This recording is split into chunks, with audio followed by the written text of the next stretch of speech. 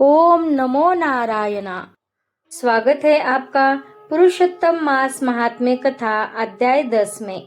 नारद जी बोले, हे तपोनिधे परम क्रोधी दुर्वासा, मुनि ने विचार करके उस कन्या से क्या उपदेश दिया सो आप मुझसे कहिए।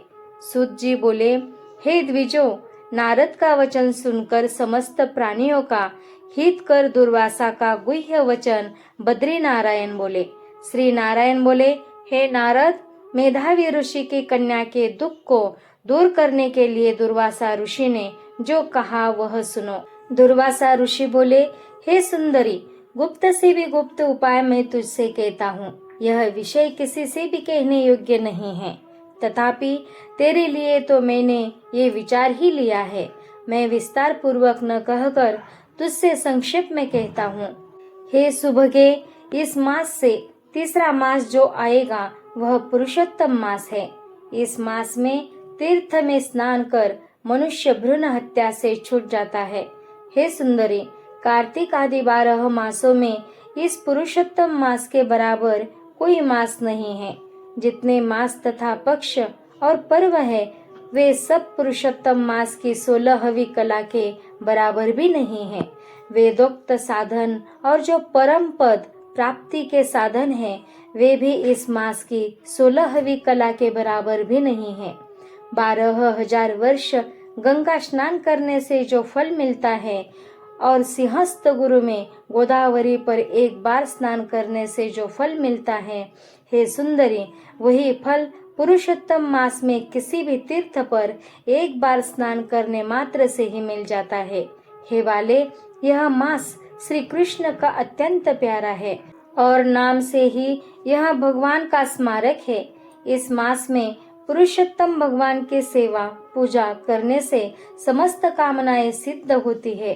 अतः इस पुरुषोत्तम मास का तू शीघ्र व्रत कर।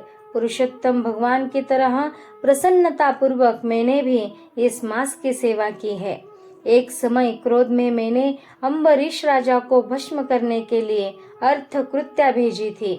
सो हे बाले, तब हरि ने जलता हुआ सुदर्शन चक्र मुझको ही भस्म करने के लिए उसी समय मेरे पास भेजा। तब पुरुषोत्तम मास के प्रभाव से ही वह चक्र हट गया।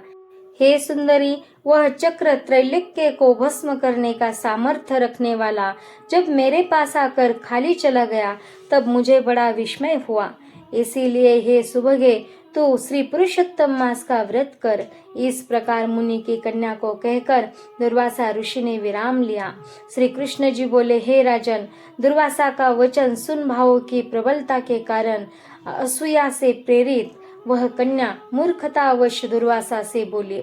बाला बोली, हे ब्राह्मण, हे मुने, आपने जो कहा मुझे वह रुचता नहीं है। माघादि मास कैसे कुछ भी फल देने वाले नहीं हैं। कार्तिक मास कम है ऐसा आप कैसे कहते हैं। सो कहिए, वैशाख मास सेवित हुआ क्या इच्छित कामों को नहीं देता है। सदाशिव आदि से लेकर सब देवता सेवा करने पर क्या फल नहीं देते हैं। अथवा पृथ्वी पर प्रत्यक्ष देव सूर्य और जगत के माता देवी क्या सब कामनाओं को देने वाले नहीं हैं। श्री गणेश क्या सेवा पाकर इच्छित वर नहीं देते हैं। व्यतिपात आदि योगों को और शर्व आदि देवताओं को भी सबको उल्लंघन करके पुरुषोत्तम मास की प्रशंसा करते क्या आपको लज्जा नहीं आती है। यह मास तो बड़ा मलिन और सब कामों में निंदित है। हे मुने, इस रवि के संक्रांति से रहित मास को आप श्रेष्ठ कैसे कह सकते हैं। सब दुखों को छुड़ाने वाले परम श्री हरि को मैं जानती हूँ। हे देव, दिन रात श्री हरि का चिंतन करती हूँ।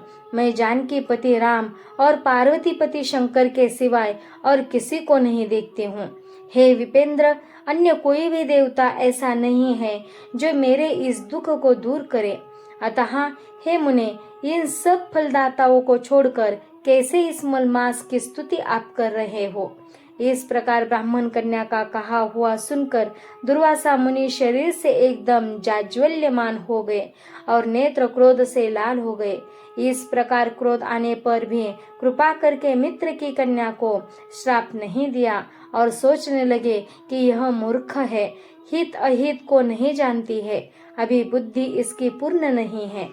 पुरुषोत्तम मास के महात्म्य का विद्वानों को भी पता नहीं है, तो थोड़ी बुद्धि वाले पुरुष और विशेष करके कुमारियों को तो हो ही कहाँ हो सकता है। यह कुमारी कन्या माता पिता से रहित दुखाग्नि से जली हुई है, अतः अति उग्र मेरे श्राप को कैसे सहन कर सकती है। इस प्रकार सोचकर कृपा से मन में उठे क्रोध को शांत किया और स्वस्थ होकर दुर्वासा मुनि उस अति विहल कन्या से बोले। दुर्वासा बोले, हे मित्र पुत्री, तेरे ऊपर मेरा कुछ भी क्रोध नहीं है। हे निर्भाग्य, जो तेरे मन में आए वैसा ही कर। हे बाले, और कुछ भविष्य कहता हूँ, सुन। पुरुषोत्तम मास का जो तूने अनादर किया है उसका फल तुझे अवश्य मिलेगा, इस जन्म में मिले अथवा दूसरे जन्म में मिले।